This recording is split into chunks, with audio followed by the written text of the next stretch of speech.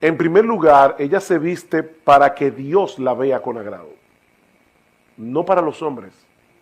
Y de paso, déjenme decir algo, si conozco un poquitico de la psicología femenina, lo increíble es que las mujeres no siempre se visten para los hombres, se visten para las otras mujeres. Pero el punto es que ni es ni para los hombres ni para las mujeres, es para Dios. O sea, es que yo tengo que tomar en cuenta qué impacto yo puedo tener, porque ¿cómo puede ser que yo vaya a la iglesia o esté en la calle y yo provoque que alguien peque contra el Dios al que yo digo temer? Eso debe llenarme de temor. O sea, a una mujer debe llenarla de temor. Wow, que por mi cuerpo yo lleve a una persona a pecar contra ese Dios al que yo le temo, cuando yo lo que debo desear es que los demás le teman a Dios como yo le temo. Entonces, una mujer debe pararse en el espejo y decir, ok, claramente, ¿está cubriendo esto mi cuerpo? Porque desde que Adán y Eva pecaron, Dios está cubriendo a la mujer y Satanás está tratando de desvestirla. Desde el principio. O sea, fíjense cómo Adán y Eva pecan y ¿qué hace Eva? Se pone un bikini de hojas, pero en un bikini. Y Dios le dice, no, olvídate del bikini, es una túnica. Y la palabra túnica que aparece allí es una túnica en el hebreo que va desde el cuello hasta más abajo de las rodillas. Es que cubre el cuerpo. No es que yo ahora quiero, o sea, que hay que coger un centímetro y ver. El punto es que debe cubrir las partes privadas de la mujer. Y cubrirlas en todo sentido, porque yo a veces he estado en iglesias y en verdad, no sé si reírme o llorar, pero son iglesias legalistas, fíjate, que dicen, las mujeres no deben usar pantalones, deben ser faldas. Oye, pero hay algunas faldas que son tan ajustadas que yo digo, mejor que se pongan un pantalón holgado, porque están creando exactamente el mismo problema. ¿Cuál es el problema? O que están marcando todo su cuerpo de una forma tal que va a ser una tentación para el hombre, porque es que el hombre mira mucho, el hombre come por los ojos. Entonces, en ese sentido, lo que Pablo está diciendo es, la mujer debe vestirse con pudor, y la palabra allí es, debe sentirse con sentido de vergüenza. Esa era la palabra que estaba buscando. La palabra pudor en griego es sentido de vergüenza. O sea, a mí me da vergüenza pensar que por mi forma de vestir un hombre peque contra Dios. Con sentido de vergüenza, con modestia. Y la palabra allí es con sentido común santificado, con templanza, con dominio propio. O sea, es la mujer que va a la tienda y se pone un vestido y dice, wow, es que me queda bien. Pero desde el punto de vista cristiano, esto no pasa la prueba. Y me veo, o sea, y la chica del departamento que te está haciendo vender, te dice, es que eso lo hicieron para ti. Y tener el dominio propio de decir, sí, precisamente por eso no lo voy a comprar. Es que me veo demasiado bien. Demasiado bien. Nosotros tenemos un tabú con el sexo, no de ninguna manera. Pero precisamente ahí es que está el punto. Mujeres casadas y solteras, resérvense para sus maridos. O sea, lo que sucede después de la puerta de la habitación es una cosa, lo que sucede fuera de ahí es otra muy diferente. Y de hecho, a mí me sorprende a veces las fotos que yo veo en Facebook. O sea, cuelgan fotos en Facebook que están muy mal vestidas, hermanas en la fe. O piensen en un tipo de faldas, tú llegas a la iglesia, ¿verdad? Y descuidadamente cruzas las piernas. ¿Y tú has pensado qué pasa con el que está frente a ti? Lo que puede pasar allí. Entonces es todo eso. Hay un folletito sobre la modestia en el vestir que hicieron unas hermanas. Y yo creo que después tú adaptaste algo, el de Caroline Mahaney. ¿Dónde se puede conseguir eso? Porque yo lo tengo en mi computadora y pudiera dejárselo a David. Bueno, en el blog de Caroline Mahaney. Ella da tantos detalles para las mujeres que son increíbles. O sea, ellos pensaron en casi todo, hasta el punto de, no te pongas una cartera, y esto puede sonar legalista, pero otra vez volvemos al punto de que es un problema del corazón. No te pongas una cartera terciada con la correa aquí, porque probablemente te va a marcar todo el busto. Y otra vez una mujer dice, ay, pero ustedes los hombres son unos monstruos. No, es que Dios nos hizo así. Es que el hombre lo que ve lo impacta. Entonces, aún hasta ese tipo de detalles, tener cuidado. Ahora, déjenme hablar a los hombres un momentito aquí. Hermanos varones, cuiden a sus esposas, cuiden a sus hijas. Porque, ¿qué pasa con nosotros muchas veces? Yo veo a mis hijas, yo tengo 2 hijas, ¿verdad? Y yo veo a mis hijas con un ojo muy diferente a como los demás hombres la ven, porque son mis hijas. O sea, yo puedo abrazar a mis hijas, sentar a mis hijas en las piernas, pues son mis hijas. Entonces, yo veo a mis hijas vestidas de cierta manera y yo tengo que tratar de ponerme en los ojos de otro hombre que le está viendo y decirle, no, mi amor, no salgas a la calle así. No salgas así porque no estás bien vestida. Y a las esposas por igual, o sea, sean guardianes de sus esposas. Pero recuerden que el legalismo no está en el hecho de tener mucho cuidado en la modestia. El legalismo está en la motivación que te lleva a tener ese cuidado. Si tú estás haciendo eso para sentirse superior a las demás hermanas de la iglesia, que dicen, yo soy más santa, uno no lo dice con la boca, pero muchas veces yo soy más santa que los demás porque yo no me he visto así, tú eres una legalista y eso es lo que está mal. O yo no quiero que la gente hable mal de mí. O yo quiero que la gente en la iglesia diga, tú ve, mira cómo se viste tal o cual persona. O sea, todo eso es legalismo. O ponerte reglas que la Biblia no pone y entonces querer que todo el mundo vaya por esa regla. Pero cuando una mujer le teme a Dios y está delante de Dios, se va a vestir de cierta manera. Entonces el asunto es pararte en el espejo y decir, Dios, ¿cómo tú me ves?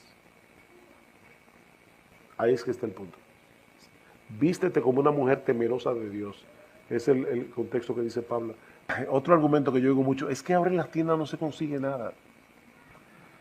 Mira, busca y vas a conseguir algo. Aunque tengas que comprarlo 2 tallas más grandes. Porque ahora tú puedes ser small, ¿verdad? ¿Aquí se le dice small o cómo lo dicen? Tú puedes ser talla pequeña, pero las tallas pequeñas las están haciendo tan pequeñas que no encaja con tu cuerpo. Entonces vas a tener que comprar probablemente una talla medium o, ¿cómo se dice? Mediano, ok, son pequeños, mediano, grandes. Tal vez vas a tener que comprar la mediana. Porque ya definitivamente los modistos no tienen modestia. O sea, a ellos no les importa eso. Y saben, hermanos, lo que de verdad a mí me llama mucho la atención, que en ese renglón los impíos muchas veces son más sinceros que los cristianos. Tú oyes los anuncios y tú dices, ellos saben lo que están haciendo. Todos los ojos estarán sobre ti. Entonces ellos te están diciendo claramente para qué fue yo diseñaron la ropa. Era para que todos los ojos estén sobre ti. Pero ¿es eso lo que tú quieres? Ahora, déjenme poner un balance aquí. Pero el balance no está entre la modestia y la inmodestia. O sea, no es, como yo no quiero ser legalista, voy a ser inmodesta. No, el balance está en lo siguiente. Una mujer también puede decir, tú ves, por eso yo no me preocupo de mi vestido. Y entonces andan muy desaliñadas. Y yo no creo que eso tampoco sea piadoso, por muchas razones. Yo creo que cuando nosotros vemos a una mujer que porque profesa ser cristiana se ve descuidada, eso no habla bien del evangelio. De hecho, déjenme decirles algo, hermanas, para que se sientan tranquilas. Pablo dice, asimismo que las mujeres se atavíen de ropa decorosa. Lo interesante es que la palabra atavío que aparece allí es la palabra cosmio, que significa adornarse, es de donde viene la palabra cosmético. Pablo no está prohibiendo que la mujer se adorne. Pablo está diciendo cuáles son los parámetros que debe tomar en cuenta la mujer al adornarse, porque la mujer fue creada por Dios con esa naturaleza, ese toque femenino. O sea, tú pones a un hombre a vivir en una casa y él va a tener una silla y 4 mesas. Llega la mujer y pone un florero con alguna flor. Y eso, qué bueno. O sea, definitivamente Dios hizo a la mujer de esa forma. Entonces, no es que la mujer no se adorne. es que se adorne con sentido de vergüenza, con dominio propio, con temor a Dios. Eso es lo que Pablo está diciendo, no es que no se adorne. Porque entonces hay iglesias que dicen que las mujeres no se afeitan la pierna, que no se... O sea, de verdad, yo no creo que Pablo se está metiendo en todo eso. Es el otro extremo. Yo a veces veo mujeres que digo, óyeme, pero es que aún hasta para los maridos se le están poniendo difícil. Debe ser una maestra del bien que enseñen a las más jóvenes, escuchen que, a amar a sus maridos y a sus hijos. Cuando las hermanas más jóvenes te ven a ti, deben aprender de ti a amar a su marido y a sus hijos, a ser prudentes, castas, puras, santas, inocentes, en pensamiento, en acciones, en toda su vida. Tú eres una maestra del bien que debes enseñar a las más jóvenes a ser castas, hermanas. Esta es una época donde la castidad brilla por su ausencia. Y yo te pregunto, ¿alguna vez cuando tú escoges tu ropa, tú piensas en el hecho de que si todas las hermanas de la iglesia se visten como tú, estarían modelando la pureza y la santidad del Señor Jesucristo? Esto no es opcional, mi hermana, tú eres una maestra, pero puedes estar enseñando algo equivocado. Tu ejemplo está enseñándole a otras mujeres, y lamentablemente debo decir, mis amadas hermanas, que el cristianismo ha sido permeado por el mundo en cuanto a la inmodestia de una forma flagrante. Y no pienses, por favor, que eso es legalismo, porque la Biblia dice que las mujeres deben vestirse con pudor y modestia. Entonces, la pregunta es, cuando tú te vistes, tú estás consciente de que tú estás enseñando a otras mujeres con el largo de tu ropa, con lo modesta que te viste, con lo bien que te cubres. Maestras del bien, castas, cuidadosas de su casa, buenas, sujetas a sus maridos. Y oye, que para que la palabra del Señor no sea blasfemada. Wow, hermanas, eso es serio.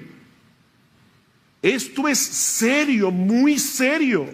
La palabra de Dios puede llegar a ser blasfemada cuando en una iglesia las hermanas hablan muy bonito, pero se visten y andan y viven exactamente como las mujeres de allá afuera, y no como mujeres que le temen a Dios. Somos imitadores que deben ser dignos de ser imitados. Somos imitadores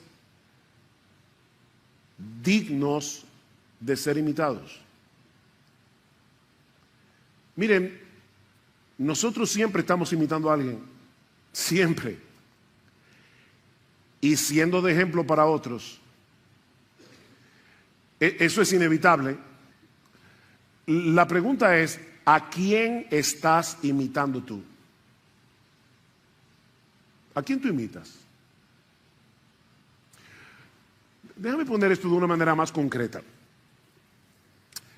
Ahora mismo, y esto no es retórico, o sea, estoy haciendo la pregunta para que lo pienses de verdad. Tú podrías pensar ahora mismo en tres o cuatro personas de la iglesia a las cuales tú imitas, porque aunque es una persona imperfecta, no glorificada, es obvio que esa persona trata de imitar a Jesús. Tú puedes pensar en 3, 4 personas que tú conscientemente imitas, porque tú sabes que esa persona o esas personas son imitadores de Jesús. ¿Qué ejemplo tú le estás dando a otros? ¿Eres un creyente al que los demás pueden imitar? Porque en dependencia del Espíritu Santo tú procuras ser imitador de Cristo. Bueno, pastor, yo un ejemplo.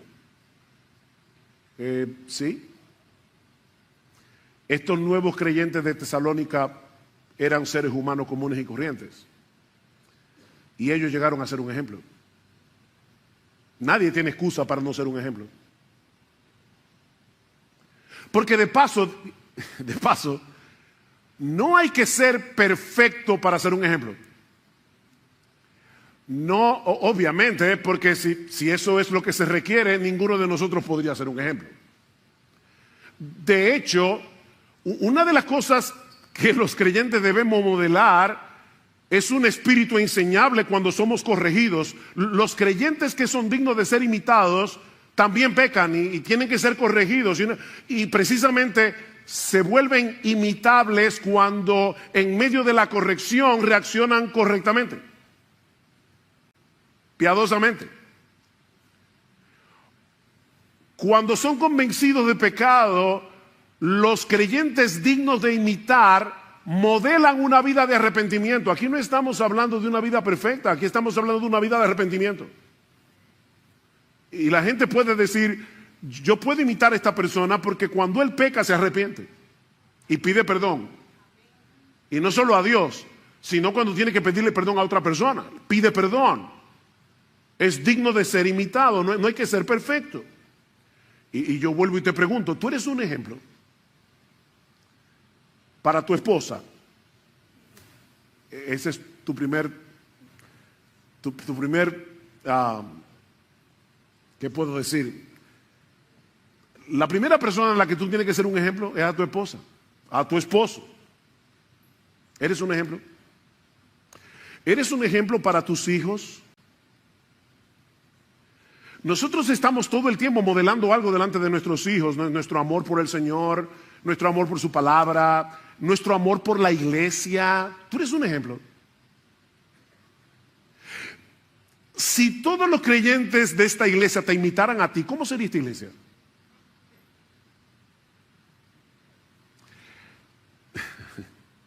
Si todos los creyentes de esta iglesia te imitaran a ti, ¿cómo sería esta iglesia?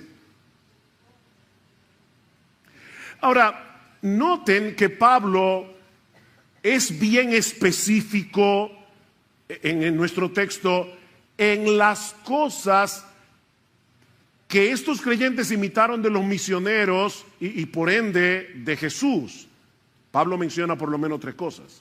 En primer lugar, en la forma como recibieron la palabra. Dice en el versículo 6, y vosotros vinisteis a ser imitadores de nosotros y del Señor, habiendo recibido la palabra. Habiendo recibido la palabra. Recibir la palabra es mucho más que un mero conocimiento intelectual, es mucho más que al almacenar conocimiento bíblico, almacenar conocimiento teológico. No, recibir la palabra es aceptarla como lo que es, la palabra inspirada de Dios. Esta es la palabra de Dios. Y por lo tanto, es este libro y no ningún otro el que debe modelar nuestras creencias, el que debe modelar nuestra cosmovisión, el que debe moldear nuestra conducta. Este libro, porque es la palabra de Dios. Ellos recibieron la palabra. Noten lo que dice Pablo en el capítulo 2, versículo 13. Por esto también nosotros sin cesar damos gracias a Dios de que cuando recibisteis la palabra de Dios, que oísteis de nosotros, la recibiste, la aceptasteis no como la palabra de hombres, sino como lo que realmente es, la palabra de Dios, la cual también hace su obra en vosotros los que creéis. Ustedes recibieron este mensaje como la palabra de Dios. Estos hombres y mujeres en Tesalónica aprendieron de Pablo y de su equipo misionero a ser imitadores de Jesús en la importancia suprema que Jesús le daba a la Biblia. ¿Oyeron eso? Que Jesús le daba la Escritura. Él era el Hijo de Dios. Sin embargo, ¿cómo se defendió Jesús? Perdón.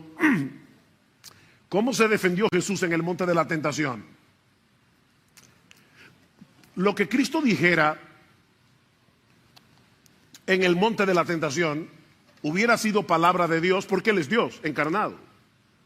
Pero ¿cómo se defendió? Escrito está, escrito está, escrito está, citando Deuteronomio.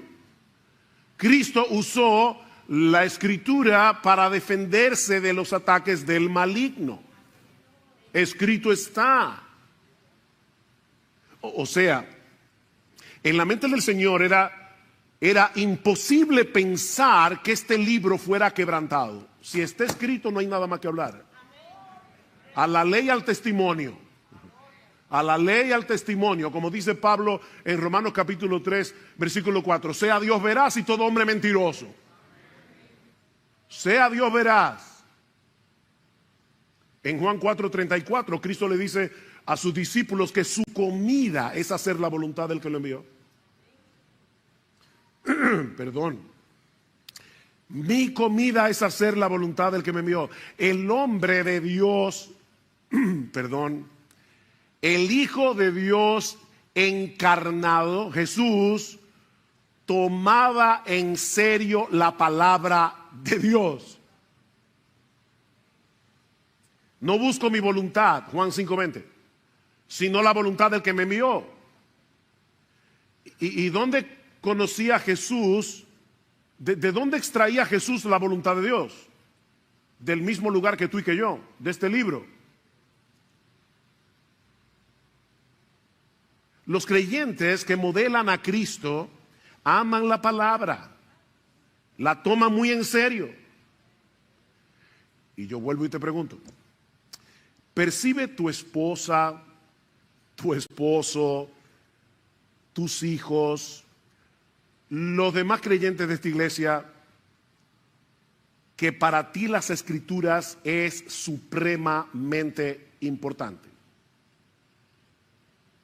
Que tú amas la palabra de Dios. ¿Es la Biblia el tribunal supremo que pasa juicio sobre tus creencias, que pasa juicio sobre tu cosmovisión, que pasa juicio sobre tu conducta? ¿O eres tú uno de esos creyentes que vienen a la iglesia con el espíritu de escuchar la predicación pensando eso no es tan así?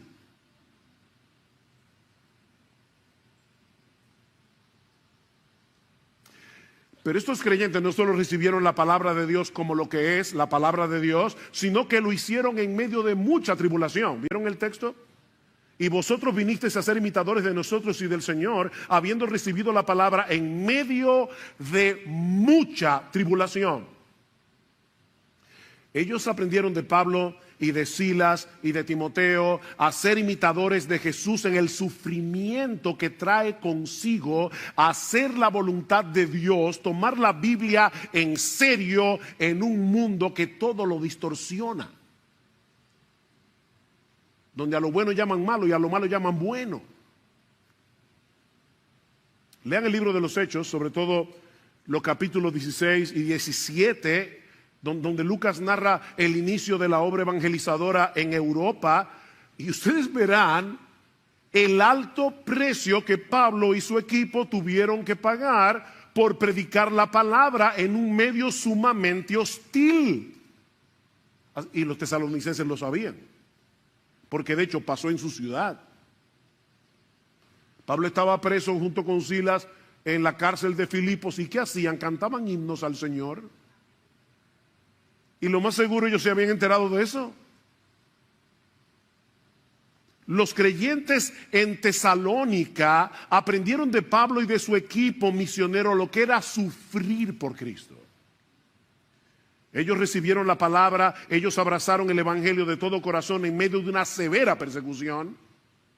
Noten el capítulo 2, versículo 14. Pues vosotros, hermanos, vinisteis a ser imitadores de las iglesias de Dios en Cristo Jesús que están en Judea, porque también vosotros padecisteis los mismos sufrimientos a manos de vuestros propios compatriotas, tal como ellos padecieron a manos de los judíos, los cuales mataron tanto al Señor Jesús como a los profetas, y a nosotros nos expulsaron de la ciudad. A Pablo y a Silas y a Timoteo los expulsaron de Tesalónica y los hermanos vieron eso.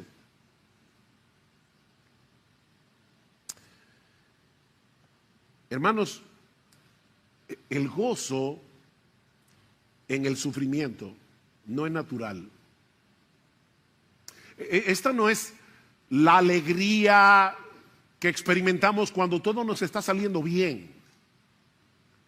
No, este gozo es un fruto del Espíritu. ¿Recuerdan Gálatas 5? El fruto del Espíritu es amor, gozo, paz, paciencia, benignidad. Esto es sobrenatural.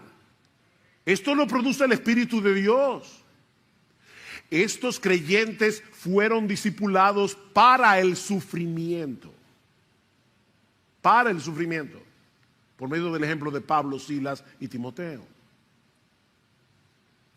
Escribiendo a los Corintios, Pablo menciona el ejemplo de las iglesias de Macedonia, entre las cuales obviamente estaba Tesalónica, que en grande prueba de tribulación, la abundancia de su gozo y su profunda pobreza abundaron en riquezas de su generosidad.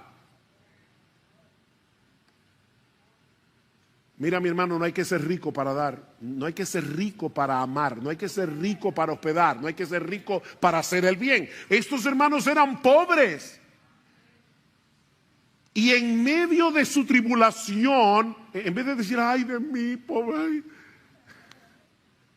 lo que los americanos llaman el pity party, hay gente que les encanta autocompadecerse. No, estos hermanos no se estaban autocompadeciendo, ellos estaban pensando, ¿qué les falta a estos hermanos de Judea para nosotros poder ayudar con lo que tenemos? Abundaron en generosidad. Ser imitadores de Jesús implica experimentar ese gozo sobrenatural del Espíritu Santo. Porque Jesús lo experimentó. Dice un salmo que él fue ungido con óleo de alegría. ¿Tú te imaginas a Jesús como alguien alegre?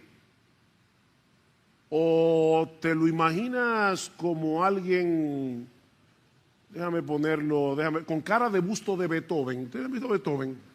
Que siempre estaba como malhumorado. ¿Ustedes se imaginan a Jesús así? Porque eso no es lo que la Biblia dice. Por el gozo puesto delante de él sufrió la cruz. Hablando de Cristo.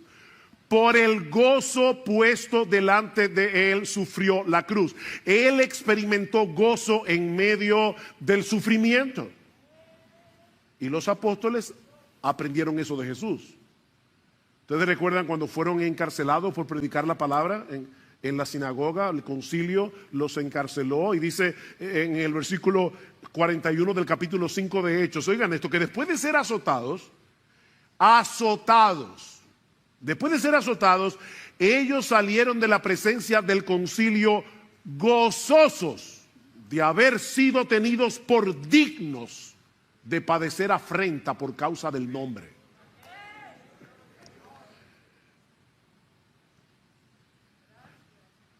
¿Eran masoquistas? ¿Les gustaba sufrir? Por supuesto que no. A ellos les dolían los golpes, igual que a ti y a mí. No, a ellos no les gustaba sufrir. Ellos se gozaban en poder mostrar a los ojos del mundo que Cristo es tan precioso, tan valioso, tan excelso, que todo lo que tengamos que padecer por su causa, bien vale la pena. Ese es el gozo. Bien vale la pena. ¿Alguna vez tú has pensado que tu sufrimiento por causa de Cristo es una oportunidad que Dios te está dando para mostrarle a todo el que te rodea que Jesús es precioso? Tan precioso que vale la pena sufrir por Él. Es una oportunidad. Alguien decía, me encantó esta frase, que el gozo del creyente es la bandera que ondea el castillo de nuestro corazón y que anuncia que el Rey está hoy sentado en su trono. Eso es el gozo del creyente. Mi Rey reina. No es como la reina de Inglaterra. Esa monarquía no hace nada, excepto salir en las revistas. No. Esta no es una monarquía de lujo. Cristo es rey. Él está sentado en su trono. Nuestro Dios reina y nosotros podemos gozarnos en eso.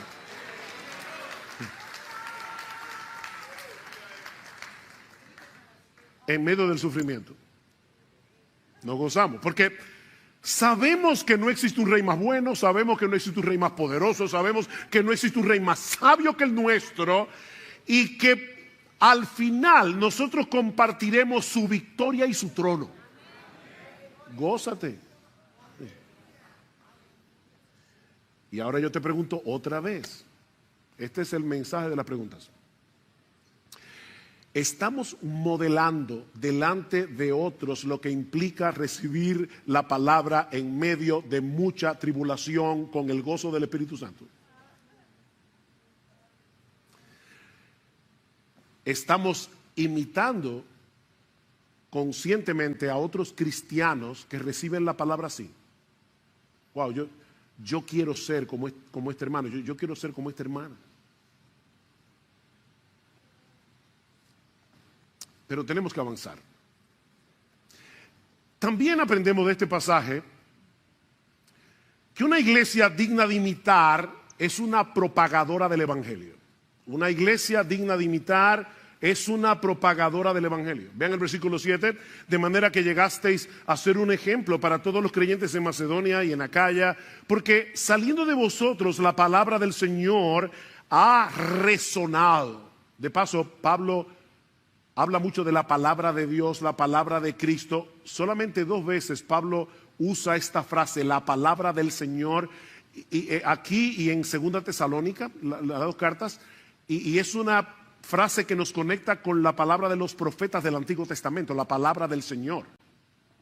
Dice, la palabra del Señor ha resonado, no solo en Macedonia y Acaya, sino que también por todas partes vuestra fe en Dios se ha divulgado, de modo que nosotros no tenemos necesidad de hablar nada. La palabra griega que se traduce como resonar puede ser traducida también como retumbar o resonar muy intensamente. Es una palabra interesante porque está emparentada con el término griego de donde viene nuestra palabra eco. Eco. Todos aquí saben lo que es el eco. El eco es una reverberancia, es el sonido que se replica y se amplifica al chocar con otros objetos. Eso fue lo que sucedió con el mensaje del Evangelio cuando llegó a Tesalónica. Estos creyentes se convirtieron en una caja de resonancia. De tal manera que la palabra del Señor no solo llegó a toda Grecia, Macedonia y Acaya, sino que Pablo dice por todas partes. Vuestra fe en Dios se ha divulgado. No sé si recuerdan, pero en el primer sermón que dimos de esta serie decíamos que la ciudad de Tesalónica, que llegó a ser la capital de Macedonia durante el Imperio Romano, estaba en un lugar muy estratégico porque estaba situada en uno de los mejores puertos naturales de Grecia y encima de la vía Ignacia, que era una de las carreteras más importantes del Imperio Romano. Así que esta era una ciudad muy accesible, por eso le hicieron capital. Muy accesible por tierra, muy accesible por mar, y los tesalonicenses aprovecharon esa ventaja. Todo el que pasaba por Tesalónica para vender su mercancía, para lo que sea, escuchaban el Evangelio de parte de los tesalonicenses. Estos creyentes no paraban de predicar la palabra, y no olviden que ellos estaban siendo perseguidos. Era en medio de mucha persecución. ¿Qué sería lo más natural que haría un grupo de creyentes que están sufriendo por causa del Evangelio? Mira, vamos a ser prudentes. Mejor dejemos de predicar por un tiempo hasta que las aguas se bajen. ¿Verdad? Eso sería lo más lógico. Pero no fue lo que ellos hicieron. Ellos estaban sufriendo persecución por predicar el Evangelio. ¿Y qué hicieron? Seguir predicando el Evangelio. Bunyan, el autor del Progreso del Peregrino, estuvo preso por 12 años en una cárcel en Bedford por predicar el Evangelio. En esa cárcel escribió el Progreso del Peregrino. Y uno de los carceleros le decía: Bunyan recuerda a tu niña María, una hija de Bunyan, nació ciega. Y le decía: tu familia está sufriendo porque tú estás aquí en la cárcel. Lo único que tienes que prometer, y te sacamos de inmediato, es que vas a dejar de predicar. Y él decía: si me sacan de aquí, vuelvo a predicar. 12 años preso. Eso fue lo que hicieron los hermanos de Tesalónica. Ahora, ¿de dónde aprendieron ellos eso? De Pablo y de su equipo. ¿Ven otra vez la cadena de discipulado? ¿Qué dice el capítulo 2? Porque vosotros mismos sabéis, ustedes lo saben, hermanos, que nuestra visita a vosotros no fue en vano, sino que después de haber sufrido y sido maltratados en Filipos, como sabéis, ven, ellos sabían lo que había pasado en Filipos, tuvimos el valor, confiados en nuestro Dios, de hablaros el evangelio de Dios en medio de mucha oposición. Ellos aprendieron eso de los misioneros. No había persecución que pudiera frenar a Pablo, y los tesalonicenses lo imitaron en eso. El testimonio de esta iglesia llegó a ser tan conocido que Pablo dice: cuando yo visito otros lugares y quiero comenzar a contarle de lo que está pasando en Tesalónica, no te preocupes, ya lo sabemos. Los tesalonicenses eran famosos. Todo el mundo sabía lo que había pasado ahí. De paso, y recordando nuestro 44 aniversario, yo creo que es justo decir como pastor que el celo evangelístico de esta iglesia ha sido una característica que ha permanecido a lo largo de los años. Y damos gracias al Señor por eso. Yo estaba recordando cuando nosotros nos convertimos al Señor en el año 1977, la mayoría de nosotros éramos un grupo de muchachos de 18 a 24 años, el más viejo tenía 24, así que la mayoría estábamos en la universidad y de verdad es que habíamos conocido algo tan grande, tan precioso, que no podíamos dejar de predicar el Evangelio. Y no pude dejar de pensar en mi madre, perdónenme que ponga un ejemplo tan personal, pero cuando mi mamá se convirtió al Señor, el día que nosotros nos bautizamos, yo y mis hermanos y yo, el burro adelante, el día que nosotros nos bautizamos y se predicó la palabra, mi mamá, que era católica romana, ferviente adoradora de la Virgen María, de repente se puso en pie en medio de la iglesia y dijo en voz muy alta, porque mi mamá era bastante extrovertida: yo estaba ciega aprendiéndole velones a vírgenes y a santos, y ahora me he dado cuenta que Jesucristo es la luz del mundo. Y a partir de ese momento, hasta el día de su muerte, mi mamá nunca se calló de predicar el Evangelio, a tal punto que a veces había personas que llamaban a mi casa equivocado, y mi mamá le decía: mira, esta no es la casa, estás equivocado, pero déjame decirte algo, no llamaste aquí por casualidad. ¡Pam! Y le predicaba el Evangelio. Hermanos, óigame, nosotros tenemos en nuestras manos no solamente el mensaje más glorioso que existe, nosotros tenemos el mensaje más importante que existe. Esto es un mensaje de vida o muerte. Tenemos un gran Salvador que vale la pena de ser proclamado. Tenemos que ser una caja de resonancia. Donde quiera que el Señor nos conceda la oportunidad de predicar el Evangelio. Y el hecho de que, de verdad, nuestra iglesia, yo creo que ha sido una iglesia muy evangelística, eso no quiere decir que no tengamos que seguir creciendo en esto. Cada vez más. Pero aprendemos también de este pasaje que una iglesia es digna de imitar cuando manifiesta una incuestionable lealtad al único Dios vivo y verdadero. Noten otra vez el versículo 9. Una incuestionable lealtad al único Dios vivo y verdadero. Dice el versículo 9, pues ellos mismos cuentan acerca de nosotros, de la acogida que tuvimos por parte de vosotros y de cómo os convertisteis de los ídolos a Dios para servir al Dios vivo y verdadero.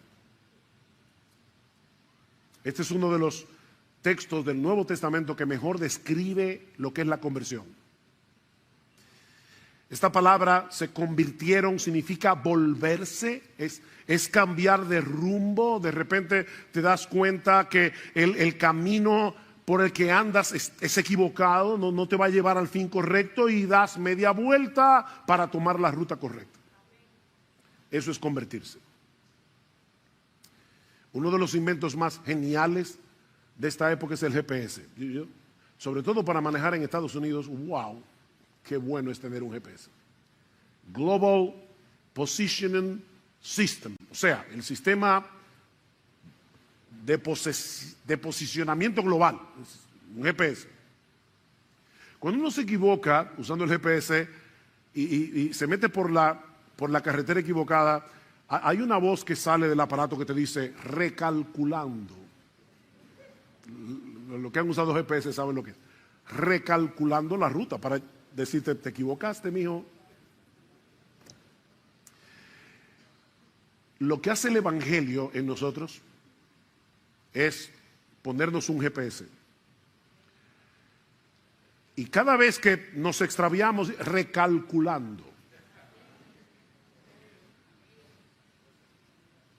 Vas mal. Fue lo que pasó cuando nos convertimos, pero eso sigue pasando. Eso no es una sola vez. Es todo el tiempo. Pablo describe la conversión aquí como un volverse de los ídolos a Dios. Y esta frase es interesante porque literalmente lo que el texto griego dice es, se volvieron hacia Dios desde los ídolos. Eso es lo que dice el texto. Se volvieron hacia Dios desde los ídolos. Durante toda su vida, esta gente había confiado en sus ídolos, esta gente se había refugiado en sus ídolos. Los ídolos dominaban en el primer siglo todos los aspectos de la vida social y política del imperio greco-romano. Todos los aspectos. De manera que volverse de los ídolos a Dios era un cambio radical. Y que afectaba todo. Todo. Dice un comentarista, me llamó la atención, que el hecho de abandonar la idolatría para adorar al único Dios vivo y verdadero habría provocado que los amigos no cristianos se sintieran ofendidos, resentidos o traicionados. De manera similar, los miembros de la familia habrían considerado la negativa a mantener las tradiciones ancestrales como prueba de una horrible falta de preocupación por las responsabilidades familiares. Imagínense cuando de repente dice, bueno, ahora tenemos una cena para Afrodita. Yo no voy. Toda la vida te reúnes con tu familia para adorar a los ídolos que ellos adoraban y que para la familia era algo tan importante. O sea, yo le pedía a Afrodita que te diera hijos. Todo eso era muy importante.